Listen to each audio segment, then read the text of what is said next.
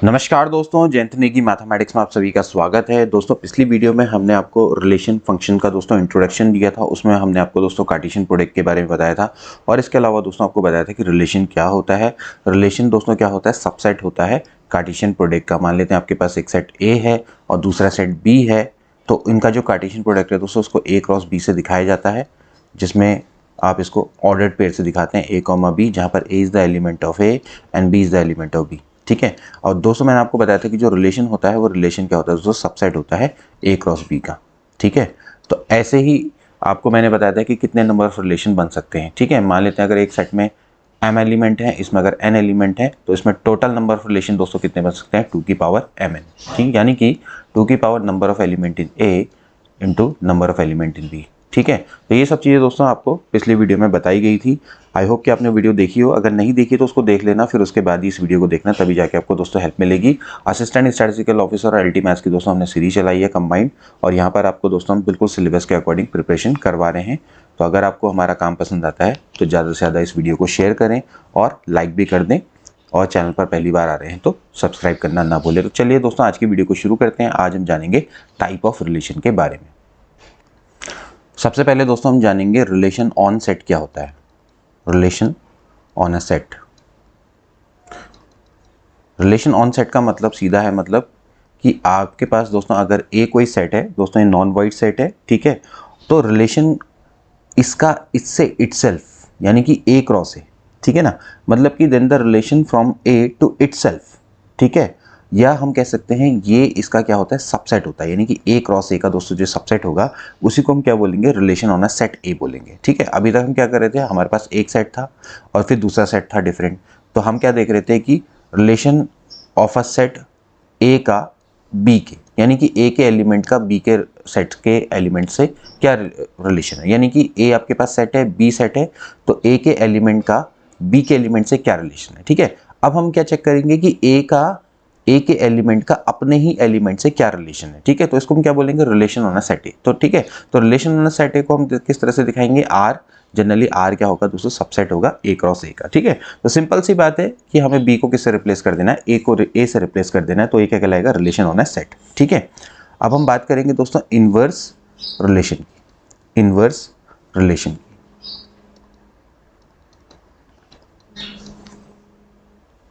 तो सबसे पहले आप दोस्तों बात करते हैं इनवर्स रिलेशन की। मान लेते हैं दोस्तों कि ए एंड बी हमारे पास दोस्तों दो सेट हैं। ठीक है। और आर दोस्तों क्या है, relation from A to B है। अगर हम बात करेंगे R is a relation from A to B. ठीक है। तो इनवर्स को दोस्तों हम कैसे दिखाते हैं, आर इनवर्स से दिखाते हैं। ठीक है। तो आर इनवर्स दोस्तों वो रिलेशन होगा जो बी से ए की ओर होगा, यानी कि आर अगर रिलेशन है फ्रॉम ए टू बी तो आर इनवर्स क्या होगा, फ्रॉम बी टू ए। ठीक है। और इसको हम दोस्तों किस तरह से डिफाइन करते हैं, आर इनवर्स बराबर होता है बी कॉमा ए। ठीक है। जहां पर बी कॉमा ए, जहां पर क्या होगा दोस्तों, ए बी किसका एलिमेंट होगा, आर का। ठीक है। ध्यान रखना है कि ए बी आर का एलिमेंट होना चाहिए, यानी कि जो ए है दोस्तों वो बी से रिलेटेड होना चाहिए। तो जो बी ए होगा वो आर इनवर्स का एलिमेंट होगा सिंपली। जैसे कि अभी हमने लास्ट टाइम जैसे पढ़ा था, हमने एक एग्जांपल किया था। मान लेते हैं ए बराबर है 1 2 और बी बराबर मैं मान लेता हूँ 1/2 और 3 और 4 मान लेता हूँ। ठीक है। और फिर इसके बाद दोस्तों मैंने बताया था कि अगर एक रिलेशन है, रिलेशन हम इस तरह से मानते हैं कि भाई ए लेस देन बी। ठीक है। तो ए लेस देन बी का क्या रिलेशन हो सकता है, देखिए 1 क्या 1/2 से छोटा है, नहीं है। ठीक है। तो 1 और 1/2 का रिलेशन नहीं, 1/2 का रिलेशन नहीं हो सकता। 1 1/3 का हो सकता है, 1 और 4 का हो सकता है। आपको क्या है, पहला एलिमेंट दूसरे से छोटा होना चाहिए। इसी तरह से 2 और 1/2 का नहीं हो सकता, 2 और 3 एंड 2 एंड 4, ये दोस्तों रिलेशन हो सकता है। ठीक है। आप क्लियरली देख सकते हैं 1 1/2 नहीं करेंगे इसको सेटिस्फाई, क्योंकि 1 1/2 से छोटा नहीं होता है। ऐसे 2 भी 1/2 से छोटा नहीं होता। 1 3 एंड 1 4 सही है, 2 3 एंड 2 4 सही है। ठीक है। तो ये दोस्तों आपका एक रिलेशन है। ठीक है। So this is a relation from A to B. ठीक है। एंड आर इनवर्स क्या हो जाएगा दोस्तों, यहाँ पर क्या कर देंगे, इसका उल्टा कर देंगे, 3,1 4,1 3,2 एंड 4,2। बहुत सिंपल है, इसको समझना। ठीक है। तो दिस इज इनवर्स रिलेशन। ठीक है। तो b comma A provided that a comma B should be the element of r, यानी कि 1,3 है तो 3,1 अगर r इनवर्स का एलिमेंट है तो 1,3 r का एलिमेंट होना चाहिए। बस आप इस टर्मोलॉजी के समझिए। ठीक है। तो कल दोस्तों मैंने आपको बताया था कि जो पहला एलिमेंट होता है इसको क्या बोलते हैं, डोमेन ऑफ r, इसको डोमेन बोला जाता है। ठीक है। और जो पीछे एलिमेंट होता है इसको क्या बोलते हैं, रीज। तो इसी तरह से दोस्तों क्या हो जाएगा भाई, जो डोमेन है आर इनवर्स का, वो क्या हो जाएगा भाई, पहले एलिमेंट, यानी कि दोस्तों ये एक्चुअली क्या होगा, ये होगा रेंज ऑफ आर के बराबर। ठीक है भाई, जिसका डोमेन होगा वो क्या होगा, range of R. And similarly जो रेंज ऑफ आर इनवर्स होगा वो डोमेन ऑफ आर के बराबर होगा। ये चीज़ आपको क्लियर हो जानी चाहिए। ठीक है, क्योंकि उल्टा हो गया ना, तो जो इसका डोमेन था वो इसकी एक्चुअली क्या बन गई, रेंज बन गई। यहाँ पर आप देख सकते हैं ये इसकी रेंज बन गई, और जो इसकी रेंज थी वो इसका क्या बन गई, डोमेन बन गई। ये थोड़ा सा कुछ चीज़ें हैं, टर्मिनोलॉजीज हैं, जिनको आपने थोड़ा कंसिडर करना होगा। एग्जाम में इस तरह के क्वेश्चन आ सकते हैं आपसे। ठीक है, न्यूमेरिकली ना आए लेकिन थ्योरेटिकल क्वेश्चंस आपसे पूछे जा सकते हैं।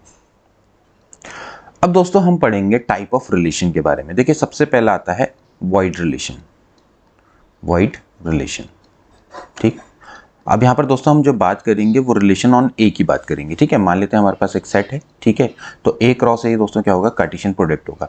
अब इसके नंबर ऑफ रिलेशन क्या हो सकते हैं, मैंने आपको बताया था। मान लेते हैं कि अगर इसमें m एलिमेंट है, इसमें भी m एलिमेंट है, तो 2 की पावर क्या हो जाएगा, m इंटू m, है ना।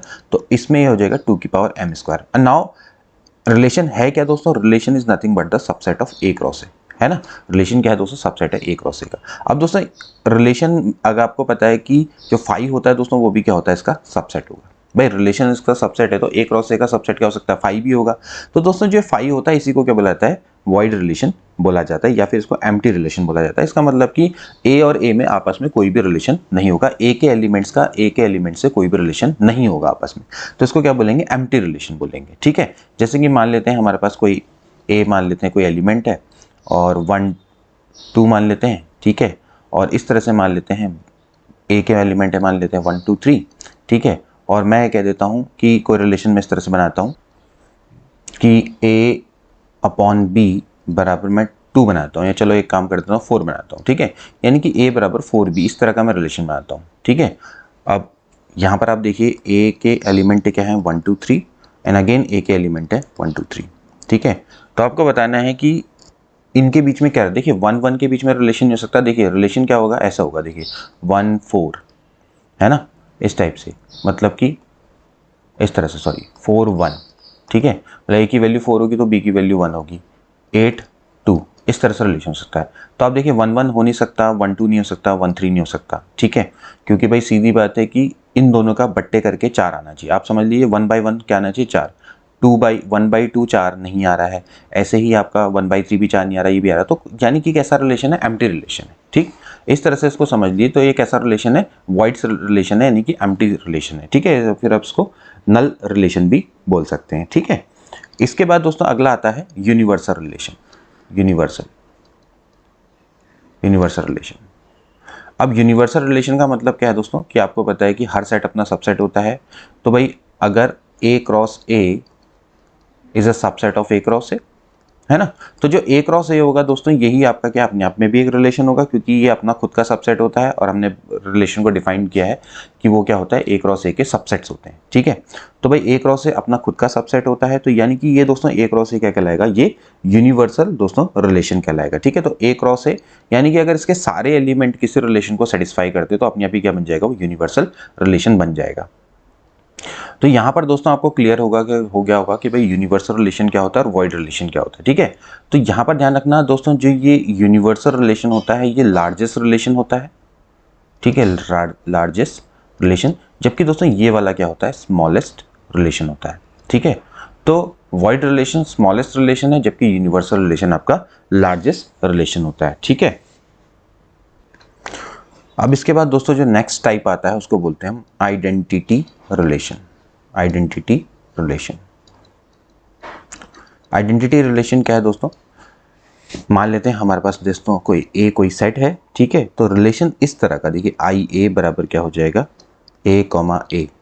ठीक है, इसको हम दोस्तों क्या बोलते हैं, where a is the element of A, इसको हम दोस्तों हम क्या बोलते हैं, आइडेंटिटी रिलेशन होते हैं। यानी कि एक एलिमेंट होता है वो अपने आप से क्या होता है, रिलेटिव होता है, तो उसको हम क्या बोलेंगे, आइडेंटिटी रिलेशन बोलेंगे। जैसे कि एक रिलेशन क्या हो सकता है, ऐसा टाइप का 1 1, ठीक है, 2 2 3 3, इसको हम दोस्तों क्या बोलते हैं, आइडेंटिटी रिलेशन बोलते हैं। ठीक है, इस तरह से आप समझिए। ठीक, लेकिन ये चीज़ ध्यान में रखने वाली है कि अगर मैं कहता हूँ एक सेट है ए बराबर 1 2 3, ठीक है, तो यहाँ पर देखिए 1 2 3 है, तो 1 is related with 1, 2 is related with 2, 3 is related with 2, तब दोस्तों ये क्या कहलाएगा, आइडेंटिटी रिलेशन कहलाएगा। अब मान लेते हैं इस तरह का रिलेशन मेरे पास आ जाता है, मान लेते हैं कोई एक रिलेशन है जिसमें केवल 1 1 और 2 2 हो, तब ये दोस्तों आइडेंटिटी रिलेशन नहीं कहलाएगा। क्यों?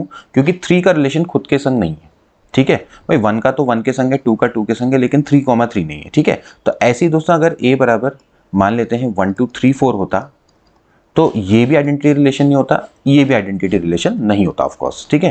तो यहाँ पर क्या होना चाहिए था, 4 भी होना चाहिए था, ठीक है। तो यानी कि सिंपली सा मतलब है कि every element of A is related to itself, then it is known as a identity relation, ठीक है। ये चीज आपको क्लियर हो जानी चाहिए। अब दोस्तों अगला टाइप आता है रिफ्लेक्सिव रिलेशन। Reflexive relation. अब रिफ्लेक्सिव रिलेशन क्या है दोस्तों? रिफ्लेक्सिव रिलेशन वो कहलाता है दोस्तों जिसमें a, यानी कि ये वाले एलिमेंट इंक्लूड होते हैं, ठीक है। अब रिफ्लेक्सिव रिलेशन क्या है दोस्तों कि मान लेते हैं आपके पास एक रिलेशन है on a set A is set to be reflexive, ठीक है, if every element of A is related to itself, ठीक है। यानी कि रिफ्लेक्सिव होने के लिए दोस्तों क्या होना चाहिए, A should be the element of R, ठीक है, for all A is the element of A, ठीक है। आइडेंटिटी रिलेशन में दोस्तों क्या था कि हर एलिमेंट केवल खुद से रिलेटेड होना चाहिए, लेकिन यहाँ पर क्या है कि हर एलिमेंट खुद से रिलेटेड होना चाहिए, ये दोस्तों रिफ्लेक्सिव रिलेशन है। इसके अलावा वो एलिमेंट दूसरे से भी रिलेट हो सकता है। देखिए जैसे कि मान लेते हैं आपके पास अगेन A सेट है, तो ये रिफ्लेक्सिव कब होगा, जैसे 1 1 2 2 3 3, ठीक है, और मान लेते हैं 1,3 भी इसमें। तो दोस्तों ये आपका क्या है, रिफ्लेक्सिव है, क्योंकि यहाँ पर एवरी एलिमेंट अपने से रिलेटेड है, 1 1 2 2 3 3, और साथ में 1 क्या है, 3 से भी रिलेटेड है, ठीक है। तो इससे कोई फर्क नहीं पड़ता है, ये फिर भी क्या कहलाएगा, रिफ्लेक्सिव कहलाएगा, ठीक है। लेकिन ये आइडेंटिटी रिलेशन नहीं है क्योंकि यहाँ पर 1 3 है, ठीक है दोस्तों। तो यहाँ पर आइडेंटिटी रिलेशन रिफ्लेक्सिव रिलेशन के बीच में बस यही सा डिफरेंस है कि जो आइडेंटिटी रिलेशन है वो रिफ्लेक्सिव रिलेशन का आप सबसेट मान सकते हैं, ठीक है। जो एवरी आइडेंटिटी रिलेशन जो होता है दोस्तों वो एक्चुअली क्या होता है, रिफ्लेक्सिव होता है, ठीक है। लेकिन रिफ्लेक्सिव रिलेशन आइडेंटिटी रिलेशन नहीं होता, आप कह सकते हैं। देखिए ये वाला जो रिलेशन है ये रिफ्लेक्सिव है, लेकिन आपका ये आइडेंटिटी रिलेशन नहीं है। अगर मैं इसमें से ये पार्ट हटा दूं तो ये अपने आप ही क्या बन जाएगा, आइडेंटिटी रिलेशन बन जाएगा। रिफ्लेक्सिव रिलेशन में क्या हो सकता है कि हर एलिमेंट खुद से तो एसोसिएट होना जरूरी है, लेकिन वो अन्य से भी एसोसिएट हो सकता है। ये सिंपल सा लॉ है रिफ्लेक्सिव रिलेशन के बीच में। और दोस्तों यहाँ पर ये चीज़ भी फॉलो होगी कि अगर मान लेते हैं कोई A अगर एलिमेंट है R का और A is not the element of R, तो ये रिफ्लेक्सिव नहीं होगा। जैसे कि मैंने यहाँ पर बोला कि भाई 1 2 3 4 है, लेकिन आपके पास यहाँ पर 4 क्रॉस 4 नहीं है, तो ये दोस्तों अगर A मान लेते हैं 1 2 3 4 होता, तो तब दोस्तों ये रिफ्लेक्सिव भी नहीं होता और आइडेंटिटी भी नहीं होता। तो रिफ्लेक्सिव बनाने के लिए इसको क्या करना पड़ेगा, 4,4 भी यहाँ पर होना चाहिए, लेकिन ये सिर्फ तब क्या कहलाएगा, रिफ्लेक्सिव कहलाएगा। स्टिल ये आइडेंटिटी नहीं होगा क्योंकि यहाँ पर आपका क्या है, 1,3 है। तो इसको अगर आप हटा दें तो ये क्या बन जाएगा, आइडेंटिटी रिलेशन बन जाएगा। अगला टाइप आता है दोस्तों सिमेट्रिक रिलेशन। सिमेट्रिक रिलेशन क्या है? देखिए सिमेट्रिक रिलेशन बहुत सिंपल है। मान लेते हैं R is a relation on a set A, ठीक है। अब आप यहाँ पर रिलेशन ऑन अ सेट का मतलब है कि A क्रॉस A की बात चल रही है, ठीक है।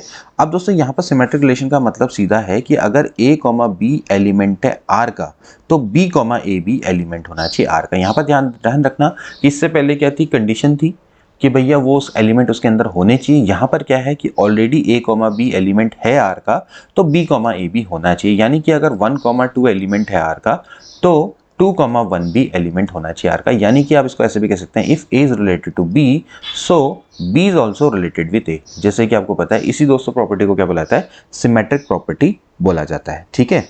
तो ये चीज आपको ध्यान रखना चाहिए, for all A, B is the element of A, ठीक। तो इसी को दोस्तों हम क्या बोलते हैं, सिमेट्रिक रिलेशन बोलते हैं, ठीक है। जैसे कि आप इस तरह से भी इसको डिफाइन कर सकते हैं। सिमेट्रिक रिलेशन जैसे क्या है कि भाई आपको पता है कि एक लाइन है, ठीक है, एक लाइन है। अगर वो मान लेते हैं हमारे पास एक स्पेस में बहुत सारी लाइन है, ठीक है, बहुत सारी हमारे पास लाइन है, ठीक है, और हमारे पास रिलेशन है। रिलेशन क्या है कि L1 is perpendicular to L2, ठीक है। यानी कि हमें वो लाइन रिकग्नाइज करनी है, L1, L2 रिलेशन का भाग होगा, जब L1 क्या होगा, परपेंडिकुलर होगा L2 के। मान लेते हैं हमारे पास कोई प्लेन है, प्लेन में हमारे पास बहुत सारी लाइनें हैं, ठीक है, इनफाइनाइट लाइंस हैं, और हमारे पास क्या है कि रिलेशन क्या है कि L1 is perpendicular to L2, ठीक है।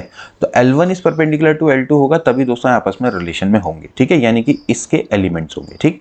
अब आप दोस्तों देख सकते हैं कि अगर L1 परपेंडिकुलर टू L2 है तो इसका मतलब क्या है कि L2 is also perpendicular to L1।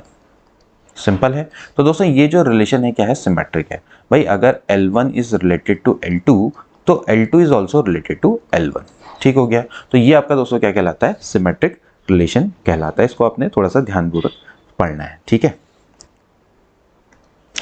इसके अलावा दोस्तों यहाँ पर एक कंडीशन है जो कि आपने थोड़ा ध्यान में रखनी है दोस्तों। ध्यान रखना है कि जब भी कोई रिलेशन है दोस्तों, relation on a set A, अगर relation on a set A दोस्तों आपका सिमेट्रिक है तो इसका मतलब क्या होता है दोस्तों, आर बराबर आर इनवर्स के होना चाहिए, ठीक है। एक रिलेशन है वो सिमेट्रिक दोस्तों तभी कहलाएगा जब आर क्या होगा, आर इनवर्स के बराबर होगा। आर इनवर्स दोस्तों अभी मैंने आपको बताया था कि अगर आर बराबर है ए कॉमा बी, ठीक है, a is the element of A, मतलब a is the element, b is the element of B. अब आपको पता है कि भाई ए बी क्या है, दोनों के दोनों ए बी के एलिमेंट है, ठीक है। तो रिलेशन ऑन सेट की बात कर ली, ठीक है। तो भाई आर इनवर्स क्या होता है, आर इनवर्स को दोस्तों क्या दिखाते हैं, बी कॉमा ए से दिखाते हैं, ठीक है, provided that A comma B is the element of R, है ना। तो सीधी बात है कि भाई आर इनवर्स को बी कॉमा ए से दिखाते हैं। तो जब आपका सिमेट्रिक रिलेशन वाला केस होता है तो उस केस में आर और आर इनवर्स, ऑब्वियसली आप देख सकते हैं इस रिजल्ट से दोनों के दोनों क्या होने चाहिए, बराबर होने चाहिए। उसी केस में क्या होगा, वो सिमेट्रिक होगा, ठीक है। अब अगला टाइप का रिलेशन देख लेते हैं, उसको बोलते हैं ट्रांजिटिव रिलेशन। ट्रांजिटिव,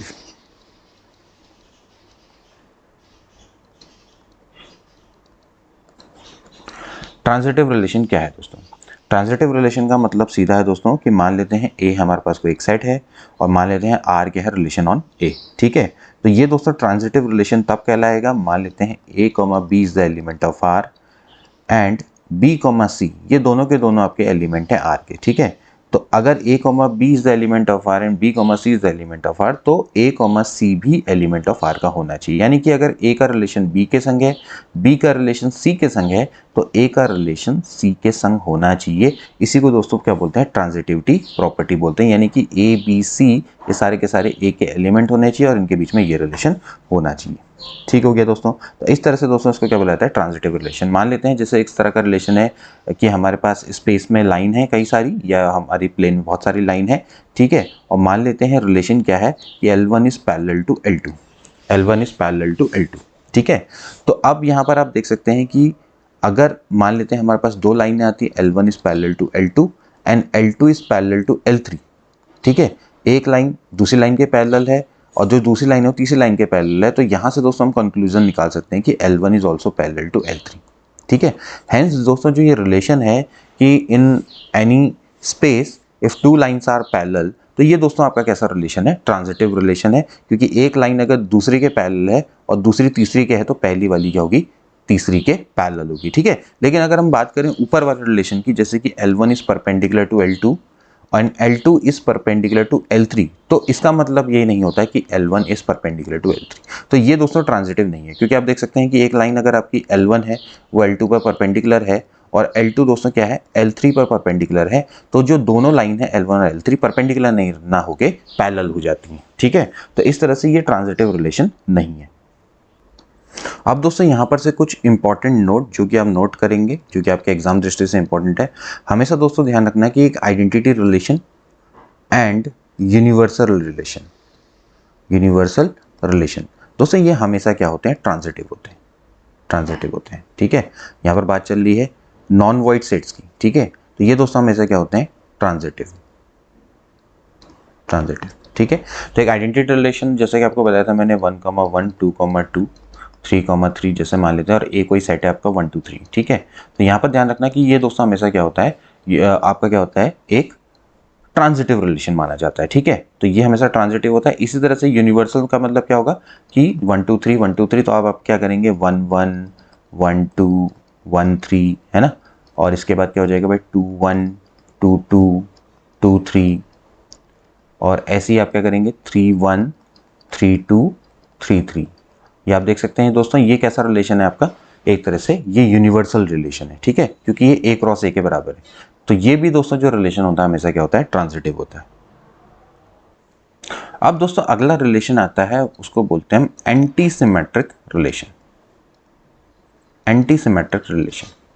अब एंटी सिमेट्रिक रिलेशन क्या है, ठीक है, इसको थोड़ा सा आपने समझना है। वैसे आप इसको समझेंगे कि जो एक रिलेशन है जो कि सिमेट्रिक नहीं होता है, लेकिन थोड़ा सा इसको अलग तरीके से समझना है। ये एंटी सिमेट्रिक है, ठीक है। एंटी सिमेट्रिक रिलेशन का मतलब क्या है दोस्तों, कि मान लेते हैं हमारे पास ए कोई सेट है, ठीक है, जो कोई नॉन एम्प्टी सेट है, और मान लेते हैं रिलेशन ऑन अ सेट ए, ठीक है। तो ये दोस्तों आपका जो रिलेशन है वो एंटी सिमेट्रिक कब होगा, जब मान लेते हैं a comma B is the element of R, मतलब कि ए बी एलिमेंट आर है and B a element of R है। लेकिन दोस्तों अगर A B element of R है, बी एलिमेंट ऑफ आर है, तो इसका मतलब ये इंप्लाइज होता है कि ए बराबर क्या होना चाहिए, बी होना चाहिए, ठीक है। For all a comma B is the element of A. तो एंटी सिमेट्रिक का मतलब सिंपली है कि अगर ए बी भी एलिमेंट आर का है, बी ए एलिमेंट आर का है, तो इसका मतलब ये इंप्लाइज होता है कि ए बराबर बी होगा। इसी को दोस्तों हम क्या बोलते हैं, एंटी सिमेट्रिक रिलेशन बोलते हैं, ठीक है। तो यहाँ से दोस्तों इस डेफिनेशन से एक चीज भी और निकल कर आती है कि अगर ए B is the element of R है तो बी ए क्या होना चाहिए, एलिमेंट ऑफ आर नहीं होना चाहिए, ठीक है। अगर A B element of R है, b A does not element of R है, तो भी दोस्तों ये रिलेशन क्या कहलाएगा, एंटी सिमेट्रिक कहलाएगा।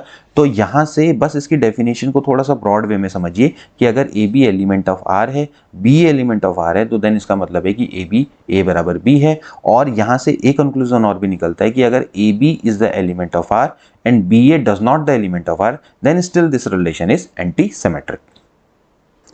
जैसे कि दोस्तों हमने आपको बताया था आइडेंटिटी रिलेशन। आइडेंटिटी रिलेशन दोस्तों हमेशा क्या होता है, एंटी सिमेट्रिक रिलेशन होता है, क्योंकि यहाँ पर आप देख सकते हैं 1 1 2 2 3 3 ये आपके एलिमेंट्स हैं, ठीक है।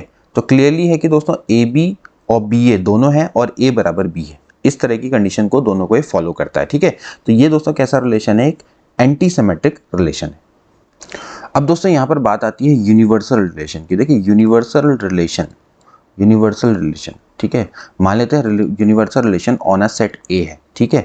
अब देखिए यहाँ पर ध्यान रखना है कि अगर universal relation on a set ए है और ए में दोस्तों अगर एटलीस्ट 2 एलिमेंट है, एटलीस्ट 2 एलिमेंट का मतलब यानी कि 2 या 2 से ज़्यादा एलिमेंट है, तो वो रिलेशन दोस्तों कभी भी एंटी सिमेट्रिक नहीं हो सकता, एंटी सिमेट्रिक नहीं हो सकता। क्योंकि दोस्तों होगा क्या कि भाई जो आपको पता है यूनिवर्सल रिलेशन जो होता है उसमें क्या होता है, ए कॉमा बी भी होता है और बी कॉमा ए भी होता है, ठीक है। एंड क्लियरली है कि आपको पता है कि भाई a comma B is the element of R होगा एंड बी कॉमा ए भी एलिमेंट ऑफ आर होगा, लेकिन दोस्तों यहाँ पर a does not equal to b होगा, ठीक है। क्योंकि आपको पता है कि एक सेट ए है, एक सेट ए है, उसमें अगर 2 या 2 से ज़्यादा एलिमेंट है एंड डेफिनेटली वो जो एलिमेंट्स होंगे दोस्तों मान लेते हैं ए बी सी हैं, तो ये तीनों के तीनों क्या होंगे, डिफरेंट होंगे। अगर डिफरेंट होंगे और इनका यूनिवर्सल रिलेशन निकालेंगे तो इसमें ए कॉमा बी भी एलिमेंट ऑफ आर का होगा एंड बी कॉमा ए भी एलिमेंट ऑफ आर का होगा। लेकिन एक्चुअली होगा क्या है कि ये a does not equal to b वाली कंडीशन होगी, क्योंकि ए बराबर बी यहाँ पर नहीं होगा। तो इस केस में दोस्तों क्या हो सकता है कि ये आपका एंटी सिमेट्रिक रिलेशन नहीं होगा, ठीक है, ये सिमेट्रिक रिलेशन होगा।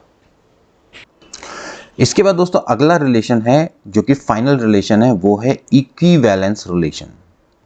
इक्विवेलेंस रिलेशन, ठीक है।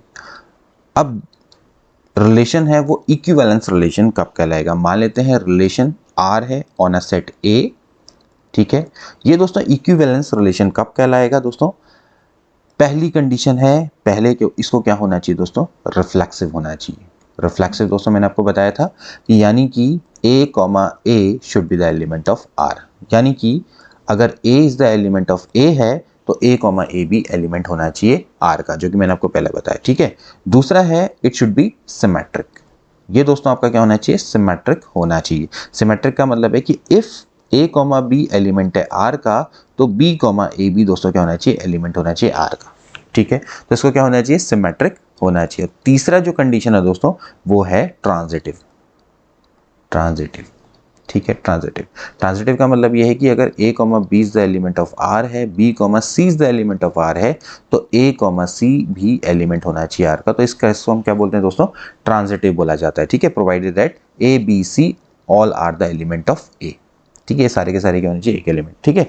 तो अगर दोस्तों कोई रिलेशन है वो अगर इन तीनों कंडीशन को सेटिस्फाई करता है, अगर वो रिफ्लेक्सिव है, सिमेट्रिक और ट्रांजिटिव है, तो उसको हम क्या बोलते हैं, इक्विवेलेंस रिलेशन बोलते हैं, ठीक है। तो ये बड़ा इंपॉर्टेंट है, इससे रिलेटेड क्वेश्चन हमेशा एग्जाम में आते हैं, ठीक है। अब मान लेते हैं इसका एक एग्जाम्पल मैं आपको बताता हूँ, जैसे कि मैंने आपको लाइन वाला एग्जाम्पल बताया था, ठीक है। तो मान लेते हैं कि आर, मान लेते हैं कि रिलेशन है, ठीक है, ऑन अ सेट ए, और जो एक सेट है दोस्तों वो क्या है, all line in a plane, ठीक है, जितनी भी लाइन है प्लेन में, एक प्लेन है उसमें कितनी सारी लाइन हो सकती है, ठीक है। अब रिलेशन क्या है दोस्तों कि L1 रिलेटेड टू होगा L2 अगर L1 है पैरेलल टू L2, मतलब कि एक लाइन L1 L2 के जो पैरेलल होगी, मान लेते हैं एक लाइन ये L1 है और एक लाइन ये L2 है, तो ये दोनों आपस में रिलेशन में होगी अगर ये आपस में क्या है, पैरेलल है, ठीक है। इसका मतलब ये है कि जो L1, L2 है वो दोस्तों रिलेशन का पार्ट होगी, मतलब कि उसका एलिमेंट होगी, ठीक है। L1 is parallel to L2, ये ठीक इस तरह से हम इसको दिखा सकते हैं।